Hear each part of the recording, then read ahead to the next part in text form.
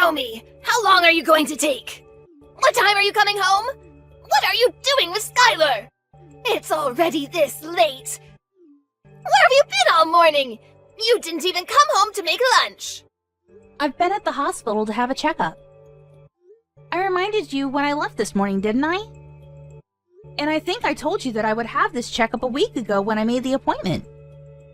I mentioned that I wouldn't be able to prepare lunch for you. I'm thinking of going to my parents' house to let them see Skylar. I'll spend a few hours there, and hopefully Skylar will be able to have a nap before I come home. Skylar was only born last week. You can't parade her about outside all day. You've got to bring her home right now. It's already this late. I can't believe you could be so irresponsible. Don't you care about Skylar at all? She could get sick. This late? It's still 1:30. And there's no need to be so overprotective. I've taken precautions for the sunlight, and we're only going to see my parents. It's not like I'm taking her to meet everyone I know or pushing her pram through a crowd of sick people. I'm following the doctor's advice and making sure she has undisturbed rest and gets her milk. I wouldn't do anything that I didn't think we both can't manage. But you can't keep her away from me this long. She's already been away from me for 3 hours. Skylar needs me. You can't do this to her. Give her back to me. What are you talking about? She's not a thing, and she's not yours. I've decided that I'll raise Skylar myself. I can't trust you with her. I've watched how you've been with her for the past week, and it's obvious that you're no good as a mother. You don't know how to take care of her. If you raise her, she'll end up unhappy, or worse, she'll be unhappy and she'll be rebellious. It's people like you that end up raising criminals. I can't just stand by and watch you ruin her life. The best thing for Skylar is if you give her up. I'll raise her as my own daughter. She's mine, so give her back. Skylar's my first child, so of course I don't expect to be able to do things perfectly all by myself. That's why I've been listening to all the advice you've been giving me this week. And I'm really happy that you're helping, but no matter what I do, you keep on complaining that I'm doing things wrong. So that's what you're thinking of me. I'm doing my best to help you. How can you be so ungrateful? I bet you think that I'm in the way, don't you? You're the one that's living in my house. I'm letting you stay here. I'm providing the roof over your head, and I don't even ask for rent. I've done so much for you, and this is how you repay me? This is why I never approved of Daniel marrying a woman like you. You were the one that asked that we move in with you. Daniel and I were living together in our old house after we got married, and we planned to stay there. But you wanted us to all live together. You were the one that said you always wanted to live with your grandchild. You pretty much forced us to move in with you once you found out that I was pregnant, and I had to go through all the trouble of moving house when I was already really big. Why do you have to put it like that? I never forced anything. Just ask Daniel. He was delighted to move back in with us. I've done so much for you. It wouldn't hurt for you to show a little more appreciation, too. Can't you at least say thank you? I think I deserve a lot more, but I shouldn't expect anything from you. Appreciation? I had a lot more of that when I first met you. But ever since I married your son, and you started to show your true colors, it's become a lot more difficult. Especially after we moved in together. And you wouldn't stop making hurtful comments about the way I did chores and the way I prepared dinner. The stress and fatigue just piled up, and I couldn't please you no matter what I did. I didn't know you could get any ruder. When have I ever made hurtful comments about anything you've ever done? If I've made comments, it's just because I'm giving you advice as your senior in life. If you think I've been hurtful, it's because you're trying to make me out as the bad person in this story. I'm an adult too. I understand the difference between advice and sarcastic, backhanded comments. And it's not just those comments. You don't like the food I make, even though I've done my best to follow your recipes. And if you really don't like my cooking, then you could always make your own. But you insist on having me prepare your serving too. And sometimes you throw it all away, right in front of me. It's not just insulting, it's wasteful. Did you really think that I could just brush that off as advice? I don't understand how you could do something so mean, just for the sake of showing me you don't like my cooking. I threw it away because it didn't taste good. What's the problem? Did you really think that it was good enough to serve to Daniel and my husband? Nobody would want to eat something disgusting like that, so I saved them the trouble. I just did what they would have wanted to do anyway. If anything, you should be thanking me for not letting them eat something as horrible as that slop you call food. That's what I'm talking about. In the past few months we've spent living together, you've never eaten my food without making a face, a comment, or throwing it away. On top of that, you were making me do all of the housework right up until the birth. I couldn't have a moment's rest while you were around, even though my back hurt and my feet hurt and I was so tired. Even when my contractions started and I was begging you to call for an ambulance because Daniel was out, you wouldn't call and told me that I was overreacting. I couldn't even get to the phone myself. I thought I was going to give birth right where I was. It wasn't until Robert passed by my room and noticed that my water had broken that I was finally able to go to the hospital. I'm grateful for my father-in-law's care and consideration. But if you want me to be grateful for you, then you'll have to do something I can be grateful for first. You shouldn't expect everyone to do everything for you. You could have gone to the hospital by yourself. You're so spoiled. It shows that your parents must have been overly protective of you as a child. No wonder you're so disrespectful towards me. Did you really think that I could drive all the way to the hospital safely when I was getting contractions every 5 minutes? Even after I gave birth, you didn't say anything to me. You didn't ask me how I was doing. Not even a word about how well I had done, even though I was in labor for 15 hours. I was too busy thinking about Skylar. What did you expect? My first and only priority was the baby. So what if you gave birth? It's nothing special. I gave birth too, and you don't see me begging everyone for praise and compliments. I didn't expect you to compliment me. But I think anybody would be happy to hear something from family. And anything would have done. And I'd like to remind you that I was only discharged from the hospital a week ago. I've been waking up over and over in the middle of the night to feed Skylar. I haven't had any sleep at all this past week. I'm still trying to get used to a lot of new things, a lot of new emotions, and a new sleep routine. And I'm literally all over the place. But you're still making me do all the housework. I thought you said that it would be better for us all to live together because you'd be able to help out with the baby. But you haven't been doing anything. Even though Daniel and his dad say that I don't have to do anything, to rest when I can and not to push myself too hard, I have to do everything while they're at work because you won't do anything. Oh, you really are spoiled. You are the one that married my son, not the other way around. What's the point in having you here if you're not going to do the chores? You can't seriously think that you can spend your days just laying around doing nothing. You're being childish if you think that's how things work just because you've moved in with us. I'm here to be with Skylar, not with you. And you shouldn't expect everyone to be nice and kind to you just because you've given birth.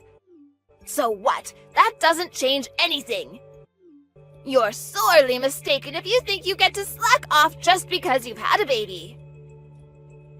The only one we all care about is Skylar. I couldn't care less about you, and nobody else does either. We only need Skylar. I can't believe you're not gonna even bother to hold back your punches. I take it you mean that there's no use for me at your house if I'm not going to do all of your housework for you? That's right. I'm glad you finally understand. We only need Skylar to make us happy. I don't need a rude, disrespectful, annoying daughter-in-law like you around the house if you're not even going to do what you're here for. Even if you did do the chores and prepare our food, you're so useless I end up having to redo everything you do anyway. You're just wasting my time, and having you here is a waste of space too, so we don't need you here. So you think I'm rude and useless. Alright. What, am I wrong? I don't think I said anything you couldn't understand. I made it quite clear. We don't need you in this house. To be honest, I'd prefer if you'd leave as soon as possible and never come back. You don't have to worry about Skylar, she'll be in good hands. We'll raise her without you. I think that's best for her as well. She doesn't need a useless woman like you as her mother. I just want to check. If you want me to leave, then that means you don't want to live with me, doesn't it? How many times do I have to tell you? I don't want to live with you, and I want you out of my house. Do you understand? Yes, I do. I understood that perfectly. Then I won't be coming back. I'll be staying at my parents' house. They've got a spare room that I can use, so there's no reason for me to return today. I'll go and get my things another day. Will that make you happy? Of course, do whatever you want. You're an adult. I don't care where you stay as long as it's not in my house. Nobody in this house is waiting for you to return anyway. I'll have Daniel go and collect Skylar from you when he gets home from work, so make sure she's had her rest and you've got all her things ready by then. I'll let you spend these last few hours with her at least. You're not going to come back to this house, so this will be the last time you ever see her. I'm glad you've finally come to your senses. You're not fit to be a mother.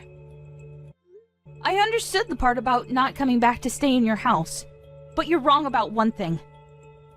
I am not handing my daughter over to you. Skylar is staying with me. I'm her mother.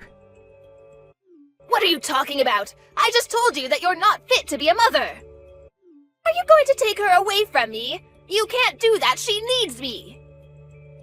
Oh, you think that I'm not fit to be a mother because I need support to raise her and because I can't handle all of the housework on just 1 hour of sleep a night? You expect the impossible from me. You're saying that I'm taking her away from you, but you're not her mother. She was never yours to begin with.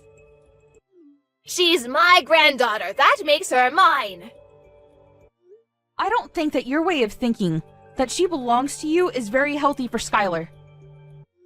I don't think that raising her in an environment where you think that you can treat me however you like is good for her either. Daniel and Robert have both lost their patience with the way you've been treating me. I know that the both of them have done their best to talk with you privately and get you to change your attitude.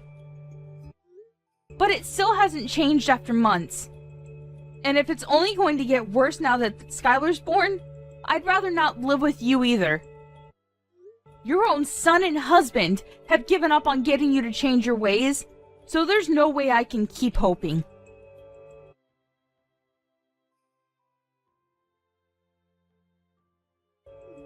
Robert as well? You're lying. I remember him mentioning something about you, but I've forgotten what he said. It didn't seem very important. But I know that they all hate you. Nobody wants you to stay in our house, and we're all happy that you've finally given birth so we can get rid of you and keep Skylar. Who's they? Do you mean Daniel and Robert? Because I know Daniel loves me, and Robert is a wonderful father-in-law. And even if they did actually hate me, I think they'd be more mature about it. You've been far from mature these past few months. You've been passive-aggressive and childish at best.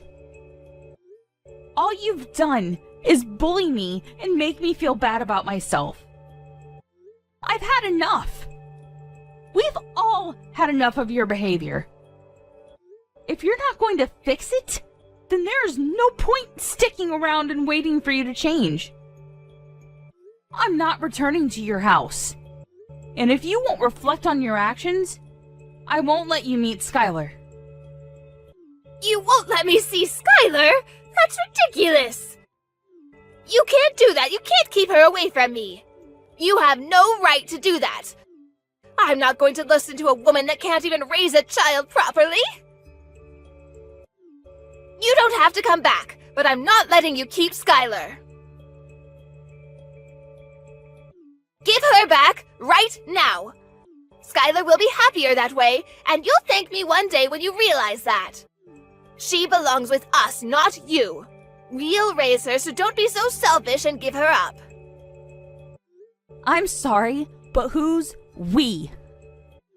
Daniel, Robert, and I. The three of us will raise her without you. I know that we can make Skylar 1,000,000 times happier if you're not around to ruin her life. She doesn't need a failure of a mother like you. You should give her back to me for her sake. Robert's actually with me right now. Daniel will be here soon too. He's already asked his manager for the rest of the day off after he's finished in his meeting. The truth is, it wasn't a hospital appointment I had this morning. I'm sorry I had to lie, but you wouldn't let me leave the house until I said that I would be going to the hospital. What? Then where were you? What were you doing? I was being honest when I told you that I would be going to my parents' house, but I was somewhere else this morning. I went to have a viewing of a house with Robert to get his opinion. You went to see a house? But why would you do that? I didn't tell you to leave my house until an hour ago. And why would you need my husband's opinion? Daniel and I have decided that we're going to move out. And when we told him, Robert was very interested in the idea too. Maybe you should ask him for the details when he returns home tonight, since I won't be coming back. Ever. But why would Robert be interested in looking at a new home?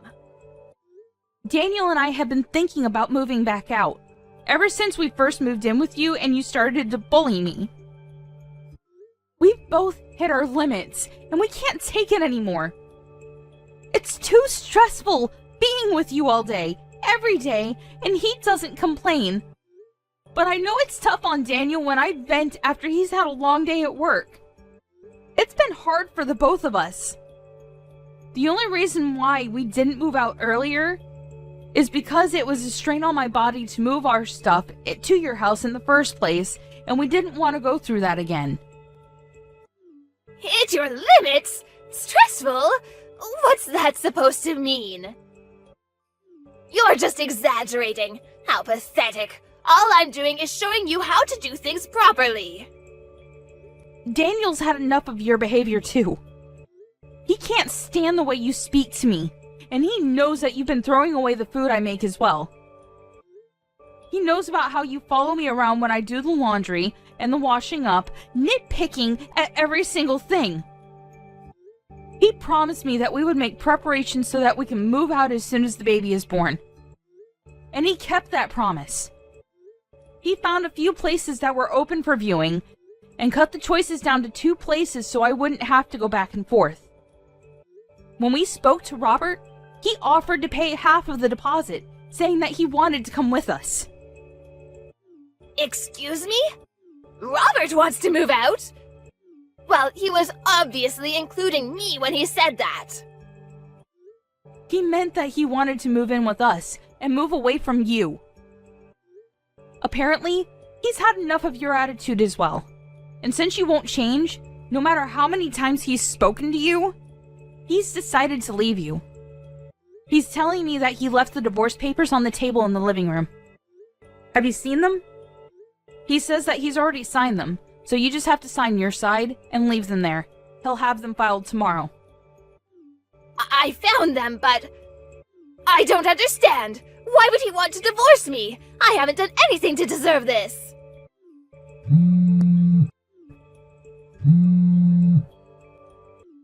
Answer the phone! I want to speak to my husband! He's with you, isn't he? Let me talk to him. I can't trust a word you say.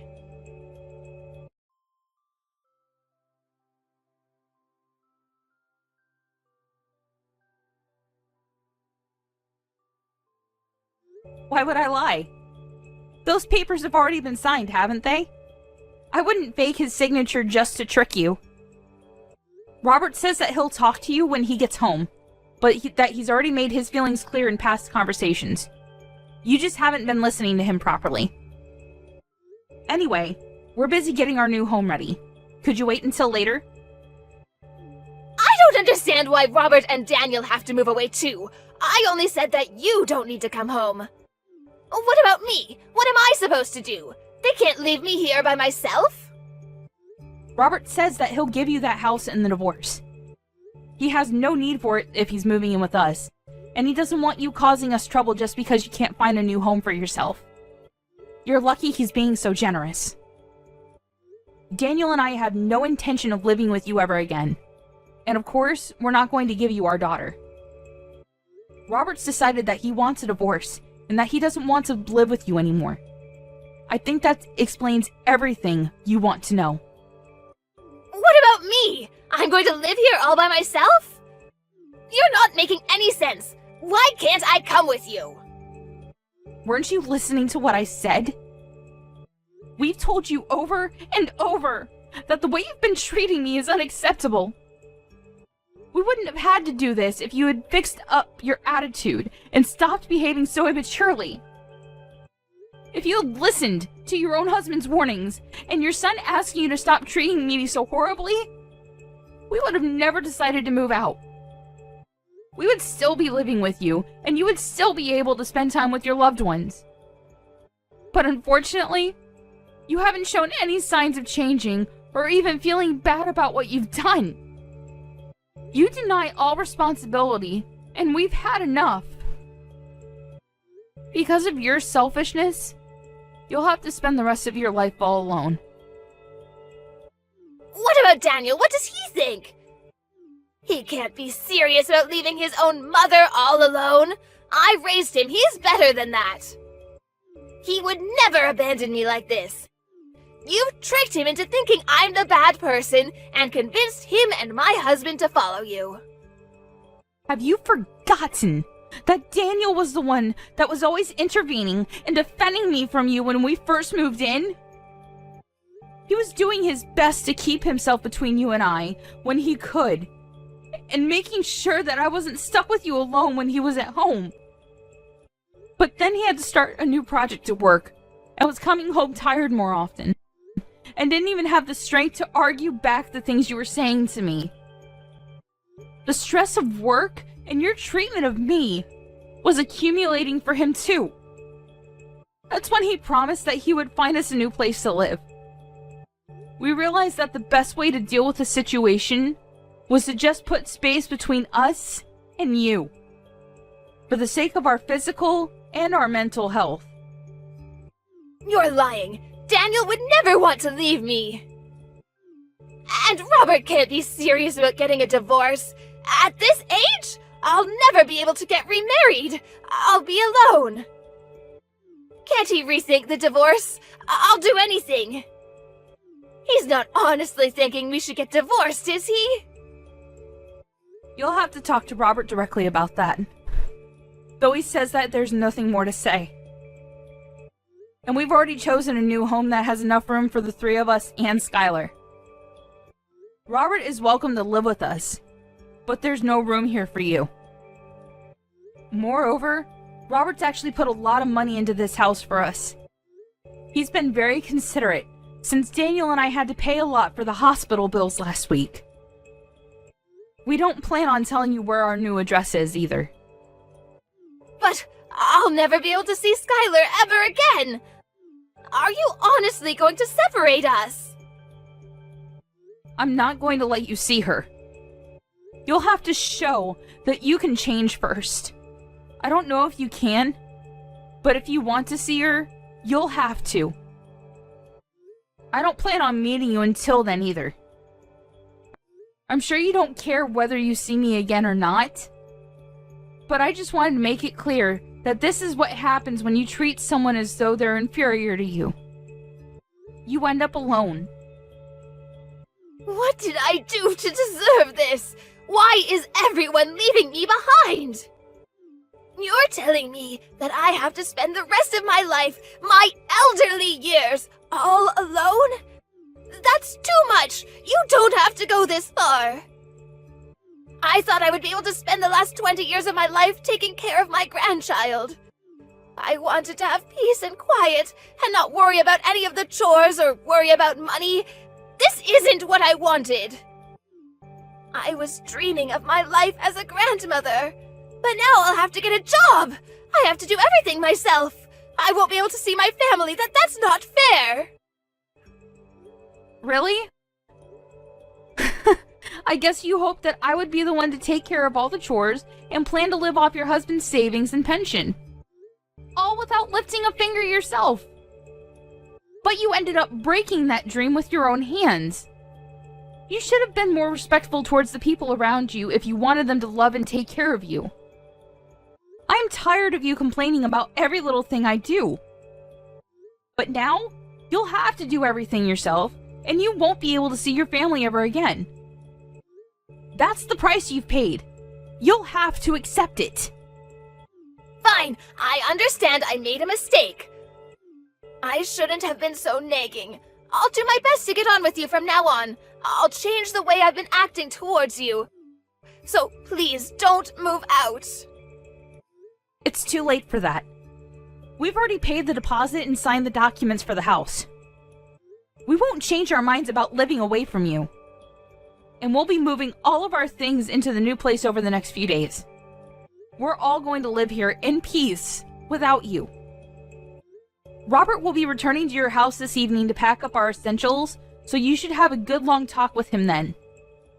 He'll be staying there until all of our things have been moved.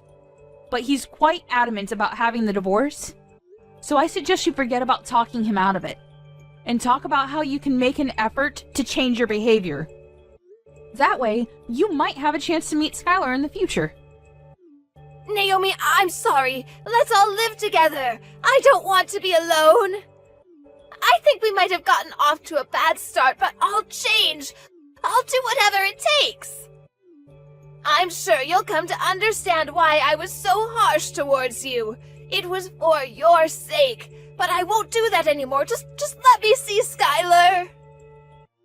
I find it hard to believe that you'll change when you're still making excuses. You can't even apologize properly. It's too late after all. You can't change. Besides, you were saying yourself that you don't want to live with me, remember? I confirmed over and over, and you said that you wanted me to leave. Well, I don't want to live with you either. I hope you'll enjoy your final years without a rude, useless woman like me in the way.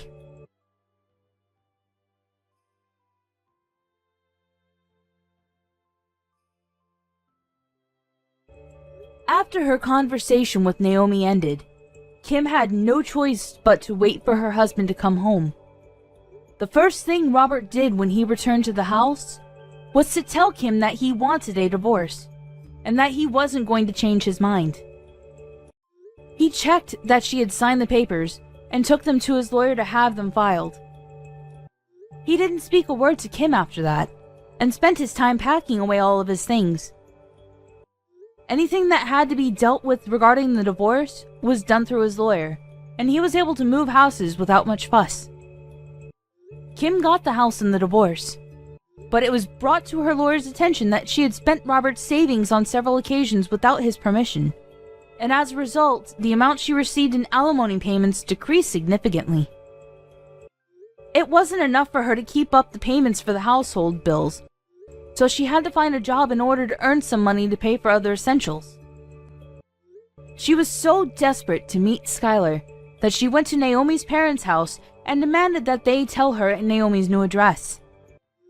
It didn't occur to her that she should have just shown Naomi that she was making an effort to change.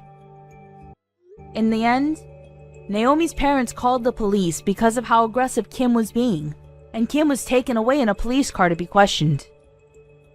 Kim was not only divorced and looking for a job, but had also been slapped with a restraining order from Naomi's parents. On the other hand, Naomi and Daniel were living happily ever after with their small family and were looking forward to having their next child. Robert was delighted he was freed of his selfish wife and was taking great pleasure in taking care of his granddaughter.